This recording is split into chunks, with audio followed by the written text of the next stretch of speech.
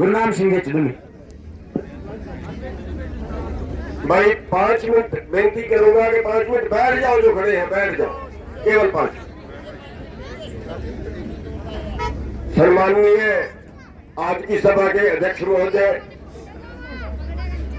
सम्माननीय गौरव टिकैत जी हमारे बीच में बैठे हैं, जो 3 पीढ़ियों से लड़ रहे हैं। उनके पापा जी महात्मा महेंद्र सिंह जी टिकैत के साथ मैंने बहुत समय तक काम किया है। सभी संगठनों के अध्यक्ष महोदय, सभी हमारे दूर दराज से नजदीक से आए सभी हमारे भाइयों बुजुर्गों बच्चों, आज की जीत की आपको बधाई है। और आज उन शहीदों को हम नमन करते हैं जो 7 जनवरी 1993 को हमारी आंखों के सामने जिनको गोलियां लगी थी, भाई लखपत जी को, भाई मामचंद जी को, सैकड़ों किसानों को और गोलियां लगी थी मिशन के अंदर, उनका शहीदी दिवस है। उनको नमन करते हैं, उनको श्रद्धांजलि देते हैं। साथियों, हम कह रहे हैं हम जीत गए, चलो एक केस जीत गए, पुल बन गया। लेकिन साथियों, मैं समझाना ये चाहता हूं, हमारी जिंदगी हार रही है, हमारी जिंदगी हार रही है। कैसे हार रही है? आज 33 किसान रोजाना आत्महत्या करते हैं, क्या जीत गए हम? जिस खानदान से टिकैत साहब बैठे हैं, शायद 1984 में के करीब 82 के करीब शायद टिकैत साहब अध्यक्ष बने, शायद उससे पहले बने होंगे। मैं तो 92 में किसान यूनियन में आया हूं। जरूर आंदोलन करते हैं। हरियाणा के अंदर 32 किसान आंदोलनों में शहीद हो चुके हैं, पहले आंदोलनों में। अब 750 आपकी आंखों के सामने फिर शहीद हो चुके हैं। इतनी शहीदियां देने के बाद, इतनी कुर्बानियां देने के बाद क्या आपकी हाथ सुधरी? अपने अपने आत्मा से पूछना जरा, अपने अपने दिलों पर हाथ रख के पूछना जरा। जब किसान यूनियन बनी 1978 में हरियाणा में, तब तो एक भी किसान आत्महत्या नहीं करता था। आज 33 किसान आत्महत्या क्यों करते हैं? आज 38 बेरोजगार बच्चे आपके आत्महत्या क्यों करते हैं रोजाना? आज हमारे देश के बच्चे हमारे देश को छोड़कर बाहर क्यों जा रहे हैं? भारत महान, महान भारत के बच्चे, अपने देश, माँ बाप यहाँ धक्के खा रहा है, किस लिए बच्चे पैदा किए थे? बच्चे छोड़ के बाहर जा रहे हैं, क्यों? इसलिए जा रहे हैं कि यहाँ जिंदा रहने का कुछ है ही नहीं।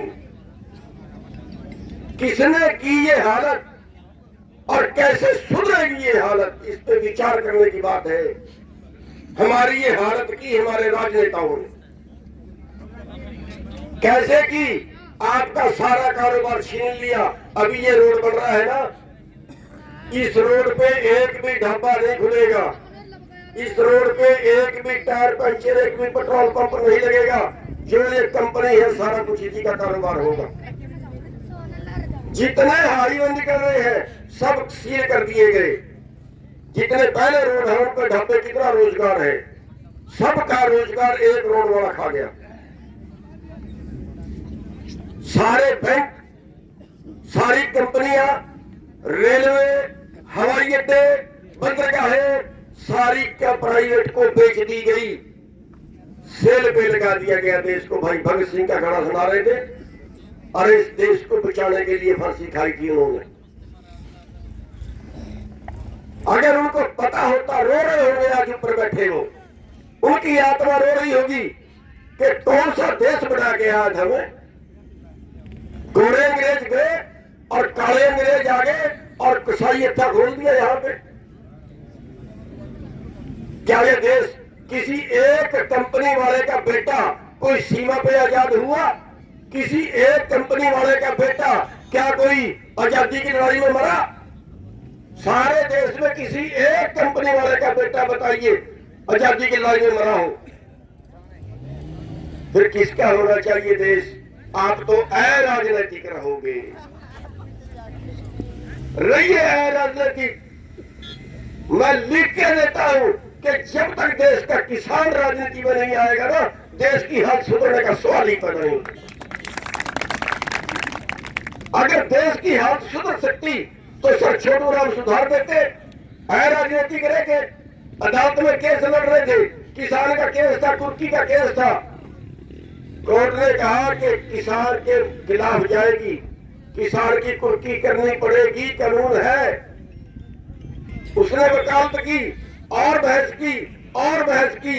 जज कहता है फिर अगर ये किसान की ताना है ना, फिर पहले कानून बदलवा जाके विधानसभा में।